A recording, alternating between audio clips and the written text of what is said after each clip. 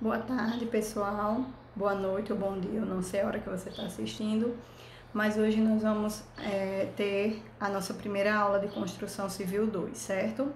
Então, tudo que foi estudado ano passado, né, foi uma base para a gente começar a estudar os assuntos que vêm logo nesse ano. O assunto que eu vou dar hoje, pessoal, eu tentei trazer, certo?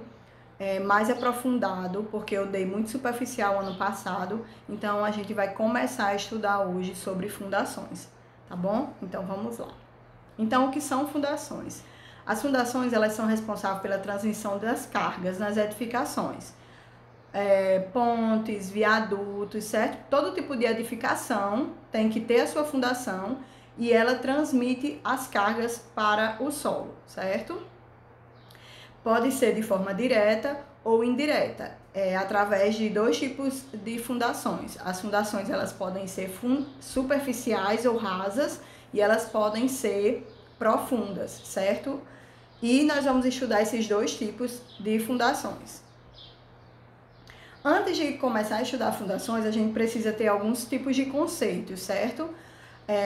Então vamos estudar eu trouxe 5 conceitos que é necessário que a gente entenda, tá bom? Para a gente ter um breve conhecimento. Então, primeiramente, o que é recalque, né? A gente sempre fala sobre isso nas edificações e um dos recalques mais famosos que nós temos, certo? É a nossa Torre de Pisa, né? Então, o que é recalque? Ele é um movimento descendente, onde a estrutura ela vai, né? É tipo como se fosse cedendo, né? Então, ele vai cedendo de um lado e vai dar aquele recalque, a gente chama de recalque diferencial, que a gente vai ver o que é. E quando eu tenho um levantamento de estrutura, Yasna, o ascendente, o movimento ascendente, como é que eu posso chamar disso? A gente chama de levantamento, certo?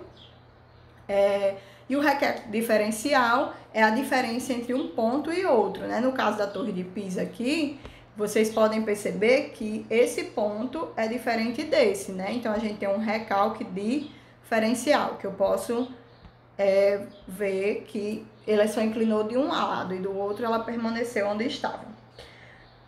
Outro conceito é a nossa cota de arrasamento. O que é a cota de arrasamento? Então, eu trouxe exemplo para vocês aqui, né? Que é esse detalhe aqui. A cota de arrasamento é o nível que ele deve ser deixado, né, no topo da estaca, né, ou do tubulão, pessoal. Então, aqui essa cota de arrasamento, ele serve para eu fazer a ancoragem do bloco de coroamento aqui na estaca, tá certo? Então, essa é a cota. Daqui para cá é a cota de arrasamento, certo, pessoal? Até dá para ver aqui a cotazinha, ó, daqui para cá. Tem explicando aqui dos elementos de fundação, tá bom? Outro conceito é a nossa nega, pessoal. Então, a nega é como se fosse eu posso dizer que é como se fosse, como é que é a palavra que eu posso usar para vocês? É como se fosse um estudo, né? Um estudo de penetração que você faz na estaca mediante ao que? A penetração da estaca em relação aos golpes que são adicionados nela, né? Então, é colocado como se fosse um papel, pessoal. Aqui tem explicando até, ó. Você coloca o papel e um lápis, né? E a estaca, quando ela vai recebendo os golpes do pilão, certo? Vai recebendo os golpes, 10 golpes, certo, pessoal? Então, você vai ter o resultado da nega, tá bom? E o repique, né? É a parcela elástica do deslocamento de um golpe, certo? A nega é os 10 golpes e o repique é de um golpe, é a distância de um golpe. Então, isso, pessoal, é uma coisa mais profunda que o curso de edificações não vê tanto, tá bom? Então, é só uns conceitos para vocês saberem, quando ao longo do tempo a gente for falar de nega, de recalque diferencial e dessas outras coisas, vocês saberem o que é, tá bom? Começando, nós vamos estudar nesse bloco as fundações superficiais, certo? Então, como a gente sabe, as fundações superficiais são aquelas, né, que precisam ter uma boa base, né? Porque tem que ter um solo mais resistente para a gente colocar essas fundações superficiais, certo? A primeira fundação superficial que a gente estuda é uma sapata, né? A sapata, ela é em concreto armado, ela é resistente à tração por causa do emprego da ferragem que tem dentro dela, certo? Elas têm uma alta capacidade de suporte, pessoal. Tem que ter, o solo ele tem que ter uma alta capacidade de suporte, né? Porque é uma fundação superficial e elas são mais econômicas. Esse exemplo que eu trouxe aqui para vocês na figura é a gente chama de sapata isolada, né? Por quê? Porque é uma sapata que ela está sozinha, então por isso que chama sapata isolada. Lembrando que as sapatas isoladas, quando a gente for fazer uma edificação, primeiramente deve-se analisar quanto mais sapatas isoladas, melhor, né, pessoal? Por quê? Porque assim você vai ter menos gasto, tá bom? E como é que nós efetuamos a execução dessas sapatas, pessoal? Primeiramente, né, a gente precisa estar escavando, certo? 30 centímetros acima da cota do assentamento, pessoal. Por quê? Porque esses 30 centímetros para baixo, ele tem que ser escavar manualmente, para não prejudicar o solo que vem depois. Porque esse solo que vem depois desses 30 centímetros, ele vai receber a sua sapata. Então, ele não pode estar danificado, ele tem que estar bem compactado, certo? Então, por isso que esses 30, até quando você vai escavando até 30 centímetros e esses outros 30 centímetros são escavados manualmente, você não vai estar prejudicando tanto o solo que vem logo após. Para preparar essa sapata para receber, o que é necessário fazer? Um engenheiro, né? Um engenheiro, ele vai lá, ele vai ver a capacidade de suporte desse solo, usa alguns tipos de equipamento, que eu não vou entrar aqui, né, no mérito, e ele tem que lembrar, as pessoas que vão executar, a gente vai ter que lembrar que todo aquele concreto magro, pessoal, que é aquele concretozinho com baixo MPa, que a gente fala que é o concreto magro, ele tem que ocupar todo o espaço da escavação, certo? Por mais que a sapata ela não tome toda aquela escavação, porque a gente sempre deixa folgadinho para colocar as formas, é necessário que essa escavação, que esse concreto magro, ele ocupe toda aquela escavação, tá bom? E agora, eita, fechou. Então, pessoal, aí o outro tipo de fundação rasa nós chamamos de bloco, certo?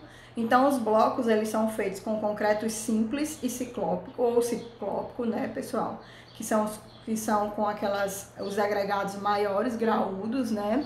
Eles são resistentes, são trabalhados resistente à tração, mas eles não precisam de armaduras por grande quantidade de concreto, certo? Que é existente nele.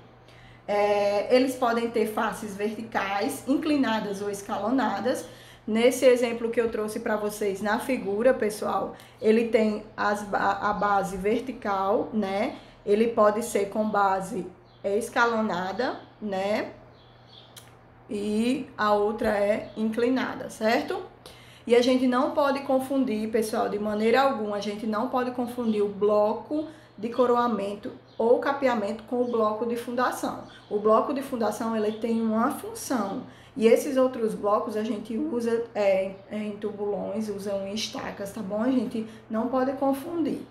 Bloco é um bloco que é feito de concreto simples ou ciclópico e ele é uma fundação rasa, certo? E nós temos o radier também, o radier que eu mostro aqui para vocês, é uma grande placa de concreto, certo, pessoal? Armado. E essa placa, ela recebe vários pilares, tá bom? Recebe vários pilares e ele abrange todos os pilares que tem na obra. Então, nós chamamos isso de radier. Às vezes também faz o radier para colocar uma cisterna em cima. Então, isso é um radier. A sapata associada, pessoal, é aquela sapata, né, onde os pilares, os centros deles, eles não são situados no mesmo alinhamento, certo? A sapata associada. E a viga de fundação, pessoal, é diferente, certo? Essa viga de fundação, eu até botei a mesma imagem aqui, né?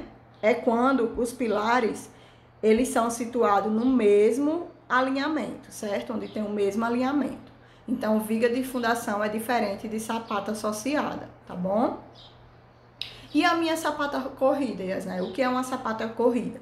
A sapata corrida é quando ela está sujeita à ação de um quê? De uma carga distribuída linearmente, ou seja, é como se uma parede. Eu fiz aquela sapatazinha. Lembra quando tem as fundações? Você tem uma casa, né? Vou desenhar aqui todo errado, viu, pessoal? Peraí. Você tem aqui uma casa e aqui vai a parede em cima, né? Então, aquilo é uma sapatazinha corrida, certo? É onde você tem a sua parede distribuída linearmente, ou seja, a força, ela é distribuída linearmente. Então, ali eu tenho uma sapata corrida, tá certo? E por último, nós temos a nossa viga de equilíbrio, pessoal. A viga de equilíbrio é aquela que recebe as cargas de um ou dois pilares, certo? E ela é dimensionada para transmitir, né, essas cargas centradas às fundações, certo? Então, ela recebe a força, então ela distribui, não tá arriscando. Ela distribui, né, as forças para a fundação, tá bom? Então, nós chamamos essa de viga de equilíbrio, tá bom? Sempre ligadas a um ou dois pilares, tá certo? E, por último, a gente tem que fazer algumas considerações sobre fundações rasas, pessoal. Tem que lembrar muito. A gente não deve aplicar quando o aterro for mal compactado, pessoal. Quando existir um solo que seja argila mole ou areia fofa ou muito fofa, certo? E quando existir água, que você precise fazer o rebaixamento do lençol freático e isso não for econômico, certo? Então, só vai ser econômico fazer o rebaixamento do lençol freático, né? Se for, aí você vai aplicar a fundação rasa. Mas primeiro você tem que saber se o aterro está bem compactado, se ali não é um solo que eu não posso colocar a minha fundação, tá bom? Então, são essas algumas considerações que vocês têm que fazer antes de aplicar as fundações rasas, tá bom? Então, essa foi a nossa primeira aula sobre fundações e próxima aula nós voltamos com fundações profundas. Um abraço grande e até mais!